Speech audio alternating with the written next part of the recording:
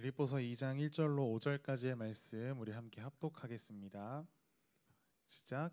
그러므로 그리스도 안에 무슨 권면이나 사랑의 무슨 위로나 성령의 무슨 교제나 긍휼이나 자비가 있거든 마음을 같이하여 같은 사랑을 가지고 뜻을 합하여 한 마음을 품어 아무 일에든지 다툼이나 허영으로 하지 말고 오직 겸손한 마음으로 각각 자기보다 남을 낮게 여기고 각각 자기 일을 돌볼 뿐더러 또한 각각 다른 사람들의 일을 돌보아 나의 기쁨을 충만하게 하라.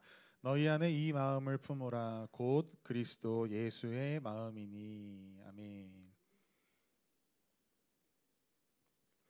예수님 닮은 겸손으로 하나 되기라는 제목으로 오늘 말씀을 함께 나누겠습니다.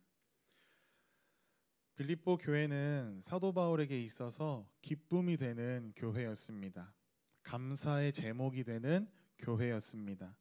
하지만 그런 빌립보 교회 안에도 여러 문제들이 있음을 우리는 이 말씀을 통해서 발견할 수 있습니다. 그 중에 오늘 사도 바울이 이야기하는 문제는 하나 되지 못하는 문제입니다. 그로 인하여 교회가 어려움을 겪고 있었습니다. 성도들 간에 원망이 있었고 시비가 있었고 다툼이 있었습니다. 그래서 빌립보 교회에게 사도 바울이 오늘 본문의 내용을 편지에 적어 넣었습니다. 제가 일전에 한번 이야기 드렸던 재미있지만 조금 씁쓸한 이야기인데 이런 말이 있습니다. 외국에 나가서 일본 사람 3명이 모이면 회사를 만들고 중국 사람 3명이 모이면 식당을 차리는데 한국 사람 3명이 모이면 교회를 세우더라. 여기까지만 있었으면 너무 좋을 텐데 그 뒤에 있는 문장이요 이런 문장이었어요. 그런데 얼마 가지 못해서 그 교회가 새 교회로 갈라지더라 라는 이야기, 그런 씁쓸한 이야기가 있어요. 이런 풍자가 있는 것은 우리 교회 안에 하나 되지 못하고 분열하고 나눠지는 그런 좀 아쉽고 속상한 현실을 반영한 풍자인 것 같습니다. 그런데 오늘 빌립보서 말씀을 살펴보니까요, 이 문제가 비단 오늘날의 교회들에만 있었던 문제는 아닌 것 같습니다. 교회가 시작되고 나서 이 분열의 문제, 하나 되지 못하는 문제는 항상 있었던 문제입니다. 여러분께서 생각하시기에 교회란 어떤 곳입니까? 교회는 개인이 아니라 공동체입니다. 교회라는 말의 의미 자체가 그렇습니다. 예수 그리스도를 믿는 사람들이 함께 모여 하나님 나라의 일을 이루는 일에 헌신하는 공동체가 바로 교회입니다.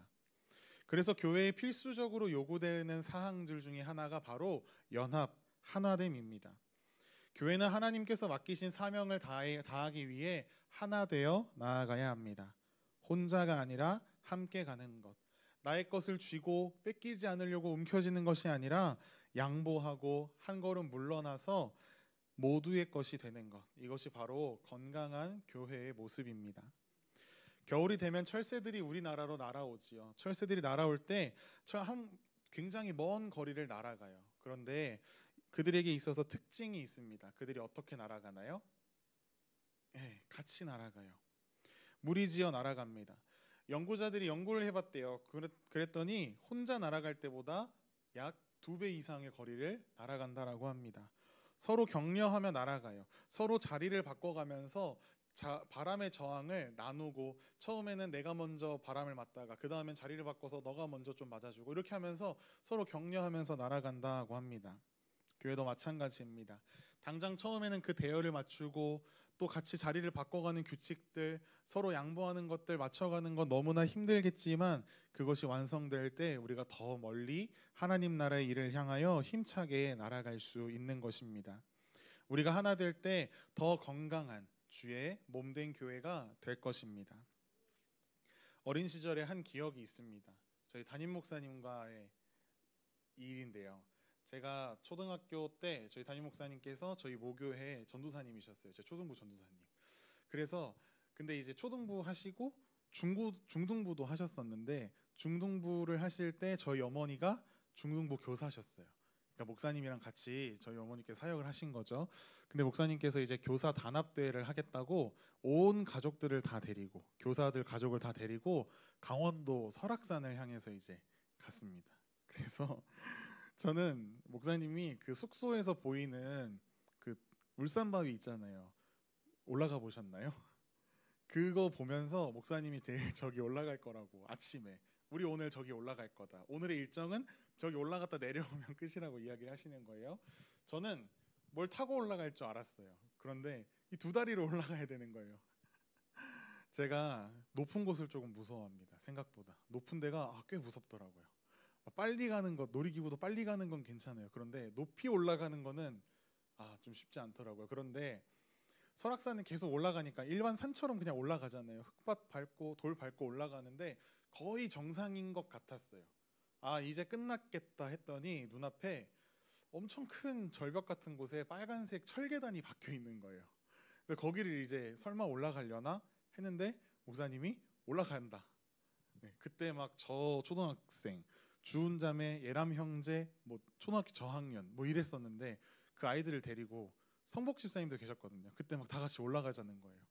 근데 올라가는데요, 정말 계단 폭이 그냥 한 이 보면대 2개 정도 됐을까요? 그 정도 되는 폭인데 이거를 한쪽으로는 올라가고 한쪽으로는 계속 내려오는 거예요. 너무너무 위험해 보이고 목사님이 저에게 절대 뒤를 보지 말아라라고 했는데 뒤를 봤더니 처음 우리가 출발했던 데가 보이는 거예요. 너무 무서운 거죠.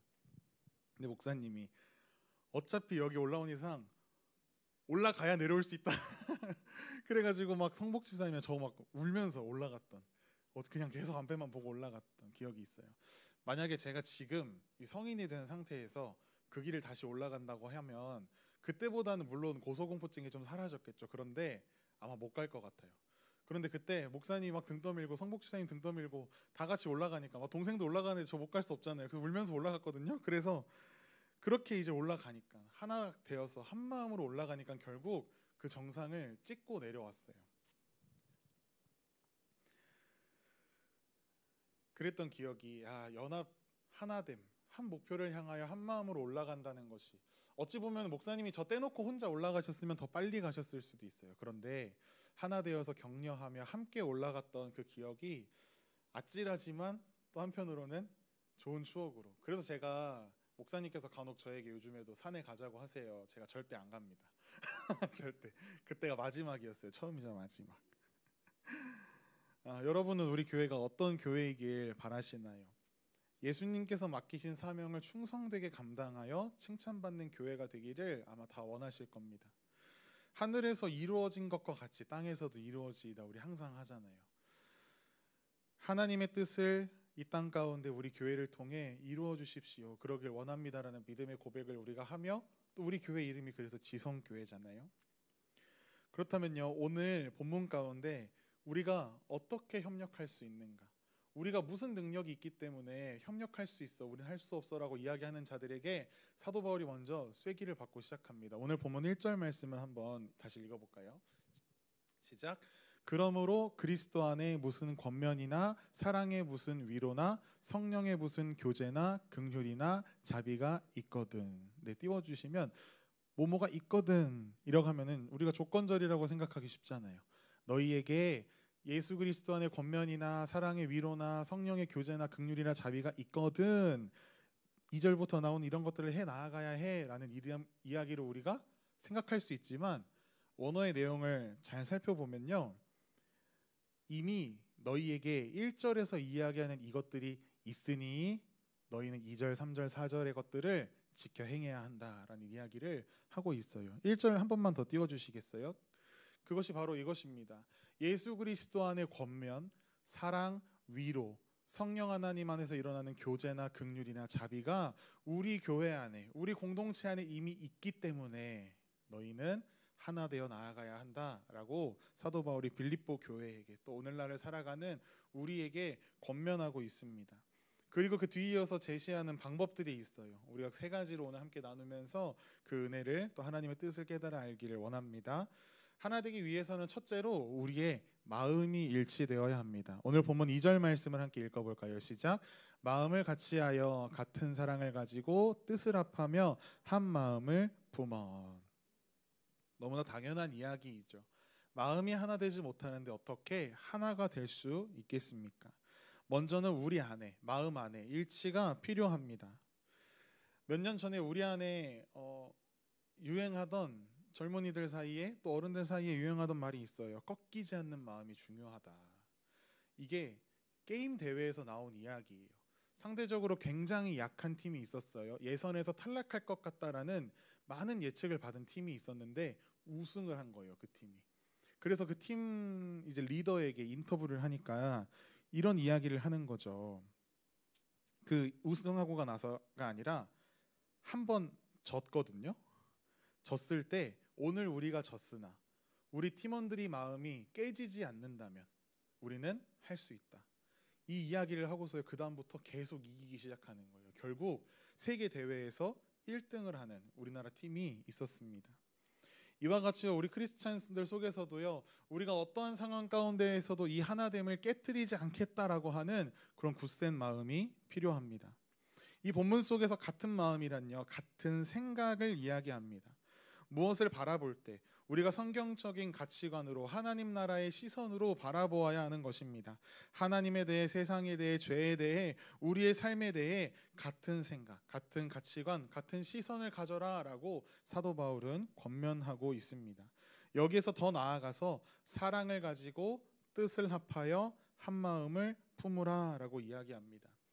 우리가 생각만 가지고 연합하는 건 아니라 우리의 마음까지 사랑을 더해서 전인격적인 연합을 교회 안에 이루어 가야 한다라는 권면을 사도 바울이 빌립보 교회에게 하고 있습니다.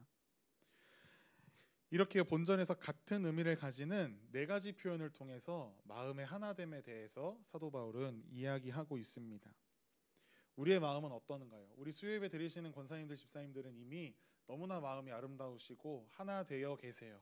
그런데 우리가 아직 하나 되지 못한 사람들이 보이면 그들에게 마음을 쏟아야 되는 거예요. 그들에게 우리의 생각을 또 나누고 한 마음 한 뜻이 되어 하나님 나라를 이루어갈 수 있도록 우리가 열심을 다해야 한다라는 것입니다. 눈만 봐도, 눈빛만 봐도 마음이 알아지고 통해지는 사람들이 있어요. 그런 관계가 우리 남동탄 지성교회 공동체가 되기를 간절히 소망합니다. 두 번째로요. 첫 번째로는 마음에 대해서 이야기를 했어요. 내적인 일치. 두 번째로는 외적인 일치에 대해서도 이야기하는데요. 하나 되기 위해서는 겸손해야 한다라고 이야기합니다. 오늘 본문 3절 말씀을 함께 읽어볼까요? 시작. 아무 일에든지 다툼이나 허영으로 하지 말고 오직 겸손한 마음으로 각각 자기보다 남을 낮게 여기고. 사도 바울은요, 이기적인 야망이나 허영을 따르지 말고 겸손한 마음으로 상대방을 나보다 높여주라라고 이야기를 하고 있습니다. 성령 하나님께서 이끄시는 교제 안에 나누는 자들은요, 자신의 욕심을 앞세우지 않습니다. 편을 갈라서 분쟁을 일으키지도 않습니다. 또한 하나님을 향한 영광을 오직 추구합니다. 이렇게 다툼과 허영에 대해서 이야기하면서요, 사도 바울이 반대되는 개념을 제시하는데 그것이 바로 겸손이에요. 오늘 본문에서 겸손을 수직할 때 오직 겸손이라고 이야기하고 있습니다. 그런데 여러분, 겸손하기 쉬운가요? 겸손하기 쉽지 않습니다. 조금만 칭찬하면 어깨가 으쓱해지는 겁니다. 헬라 시대에는 겸손이라는 단어가 좋지 않은 뜻이었대요. 겸손은요, 지위가 낮다, 생활이 빈약하다, 천박하다라는 의미로 통용되었습니다. 그래서 겸손하게 생활하고 겸손하다라는 것은요, 자신의 지위를 막 낮추는 것, 자신의 가치를 깎아먹는 것이다라고 헬라 사람들이 생각했다라고 합니다. 그렇기에 이방인들에게 있어서 겸손은 기피해야 하는 것이었어요. 결코 미덕이 아니었습니다. 그런데 그 시절 기독교 안에서는 필수적으로 겸손을 갖추어야 한다라고 사도 바울은 이야기하고 있습니다. 그리스도의 겸손은 무엇인가요? 자기 자신을 현실적으로 막 비하하거나 평가절하하는 것이 결코 아닙니다. 그리스도인의 겸손은요, 하나님의 절대적인 완전하심에 대하여 내가 나의 모습을 겸손하게 낮추는 것입니다. 세상을 향하여가 아니라 하나님 앞에 우리가 낮아지는 모습을 이야기합니다. 또한 겸손은 스스로 낮아지신 예수 그리스도를 또한 본받는 것이기도 합니다. 하나님 앞에서 내가 어떠한 존재인가를 확인하였을 때 나의 삶에서 참된 겸손이 나타날 수 있는 것입니다. 그러한 인식을 가지고 있는 자들은요, 나를 높이지 않는 것이지요. 나보다 내 옆에 있는 지체들을, 세상의 사람들을 더 귀하고 존귀하게, 더 낮게, 좋게 여길 수 있는 사람이 된다라는 것입니다. 오늘 본문 가운데 한 단어가 또 있어요. 바로 각각이라는 단어입니다. 교회 공동체 안에서 너 몇 사람만 겸손해가 아니라 각각 모두가 겸손해야 한다라는 것입니다. 교회 모든 성도들이 서로가 서로를 겸손함으로 대한다고 하면 교회가 하나 되지 못하여 갈라지고 다투고 원망하는 일이 결코 생기지 않을 것입니다. 지금도 우리가 너무 잘 알고 계시죠. 권사님들께서 또 나이가 비교적 어린 성도님들 대할 때에도 무례하게 하지 않으시고 겸손하게 하시고 높여주시는 모습들 하나님께서 보시기에 너무나 칭찬하시고 너무나 기뻐하실 모습들입니다. 더욱 하나님과 사람 앞에 겸손한 우리의 삶이 되기를 간절히 소망합니다.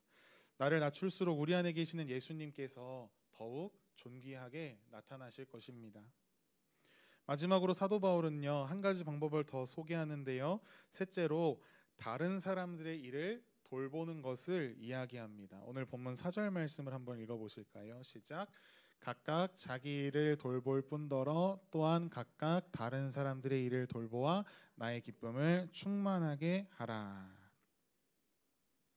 사람들은요, 자기 자신에게 이익이 되는 일은 노력하지 않아도 잘합니다. 굳이 권하고 가르치지 않아도 나에게 이익이 되는 일에는 열심을 다합니다. 그러나 다른 사람의 일을 돌보는 것은 우리가 의식하고 우리 안에 하나님 안에서 훈련되어야 하는 것입니다. 내가 도울 수 있는 일이라면 기꺼이 섬기는 것입니다. 누군가 무거운 짐을 들고 힘겨워한다면 그것이 나와 상관없는 짐이라 할지라도 같이 들어주고 심지어는 대신 들어주는 것이 필요합니다. 자녀가 모두 있으신 성도님이시잖아요. 자녀들이 서로 돕고 협력하는 모습 보시면 마음이 어떠세요? 너무나 좋으시죠. 첫째 아이가 둘째 아이를 도와주고 대신해주고 하는 모습들 보면 너무나 감동이 있으시잖아요. 그 모습이 우리 교회 공동체 안에 있을 때 여러분께서 다음 세대의 자녀들을 바라보며 느끼셨던 그 흐뭇함과 기쁨과 행복함이 하나님의 마음일 것입니다. 예수님께서도 우리에게 말씀하셨어요. 내 이웃을 내 몸과 같이 사랑해야 한다. 그 말씀을 기억하며 순종하며 나아갈 때 하나님께서 우리 교회를 더욱 기쁘게 받으실 것입니다. 섬김의 마음으로 서로를 돌아보아 하나님께 기쁨 되어 드리는 우리 모든 교회가 되기를 간절히 소망합니다. 사도 바울은 이 세 가지를 언급한 후에요, 한 문장으로 정리하고 있어요. 오늘 본문의 5절 말씀입니다. 5절 말씀 읽겠습니다. 시작. 너희 안에 이 마음을 품으라 곧 그리스도 예수의 마음이니. 그러고 나서 6절부터 11절까지 예수 그리스도께서 하신 일에 대해서 설명을 하고 있어요. 예수님이 누구이십니까? 예수님은 하나님의 본체, 하나님과 동등하신 분이세요. 그러나 하나님과 동등됨을 취하지 않으시고 성육신 하셔서 우리와 같은 모습으로 이 땅에 내려오셨습니다. 이것만으로도 예수님의 엄청난 겸손이시죠. 그러나 거기에서 끝나지 않으셨습니다. 가장 낮고 천한 인간의 모습으로 이 땅에 오셨습니다. 자기의 목숨을 내어주기까지 복종하셨습니다. 그 당시 십자가의 형벌은 가장 치욕적이고 고통스러운 형벌이었습니다. 하나님의 아들이신 예수님께서 사람들은 다 기피하고 결코 내가 그 형벌만은 당하지 말아야지라고 여길 정도의 그 치욕스러운 십자가를 지셨습니다. 섬김을 받으셔야 마땅하신 분께서 오히려 섬기러 오셨고 오히려 죽으셨습니다. 예수님은 수많은 천사들을 명하여서 십자가에서 자신을 구원하실 수 있으신 능력의 하나님이십니다. 예수님이 십자가에 달리신 이유는 가룟 유다가 배신했기 때문에 아닙니다. 대제사장들이 음모했기 때문에 그것도 아닙니다. 빌라도의 판결이 잘못되어서 그렇지도 않습니다. 예수님 자신이 선택하셨기 때문에 십자가에 친히 달려 돌아가신 것입니다. 그런 예수님을 하나님께서 그저 두지 않으셨습니다. 예수님께서는 자기를 죽기까지 낮추시고 하나님 말씀에 복종하셨더니 하나님께서 그 이름을 세상의 가장 높은 이름으로 만들어 주셨습니다. 죽음에 놓아두지 않으시고 일으켜 하늘에 오르게 하셨습니다. 하나님의 보좌 우편에 예수님께서 앉으셨습니다. 우리가 이것을 이해할 때 간혹 주의해야 하는 것이 있다면 우리가 이것을 위해서 낮아진다라는 생각은 조금 위험합니다. 우리는 그저 낮아지기만 한다면 하나님께서 원하시는 때, 원하시는 방법으로, 원하시는 데까지 높이시는 일은 하나님이시지 우리가 어느 지위까지 올라가겠다라고 낮아지는 그런 계산적인 행동은 결코 아니어야 한다라는 것입니다. 빌립보 성도들에게, 오늘날을 살아가는 이 시대 우리 공동체 교회 모든 예수 그리스도를 믿는 신앙인들에게 이 권면이 해당되고 있습니다. 우리가 우리의 삶을 낮추고 겸손한 모습으로 하나님 앞에 나아갈 때 하나님께서 우리의 삶을 높이실 것입니다. 우리가 겸손함으로 세상 가운데 낮아질 때 하나님께서 우리를 귀하게 여기실 것입니다. 하나님께서는 낮아진 예수 그리스도의 이름을 세상 모든 이름 위에 뛰어난 이름이 되게 하셨습니다. 모든 입이 예수 그리스도를 주님이라고 시인하게 하셨습니다. 그로 인하여 다시 하나님의 영광이 나타나게 하셨습니다. 예수님의 모든 삶은 하나님께 영광 돌리는 것에 맞춰져 있었습니다. 사도 바울이 이 부분을 또한 언급하고 있어요. 이후의 말씀들을 통해서 우리의 삶의 모든 것, 우리가 교회 안에 연합해야 하는 것, 하나 되어야 하는 것, 서로 마음을 같이 해야 하는 것, 서로의 일을 돌보아야 하는 것, 그 모든 것들이 궁극적으로 하나님께 영광 되는 삶이라는 것을 우리에게 알려주고 있습니다. 사랑하는 여러분, 우리는 하나님 안에 하나를 이루어야 합니다. 우리는 예수님을 닮은 모습으로 하나 되어야 합니다. 예수님을 닮은 마음으로, 예수님을 닮은 겸손으로, 예수님을 닮은 섬김으로 우리의 삶을 다듬어 가야 합니다. 우리가 낮아지고 겸손해질수록 우리 안에 계신 보배 되신 예수님의 이름이 더욱 존귀하게 될 것입니다. 우리가 예수님을 닮아갈수록 하나님께서는 우리의 삶을 통해 큰 영광을 받으실 것입니다. 이 기쁘고 복된 삶에 우리 모두가 참여하기를 간절히 소망합니다. 하나님 안에서 꺾이지 않는 마음과 같은 하나됨으로, 예수님을 닮은 겸손으로 하나되는, 그래서 하나님을 기쁘시게 해드리는 우리 여기 모인 우리 모든 남동탄 지성교회의 우리 지체들의 삶이 되기를 간절히 소망하고 축복합니다.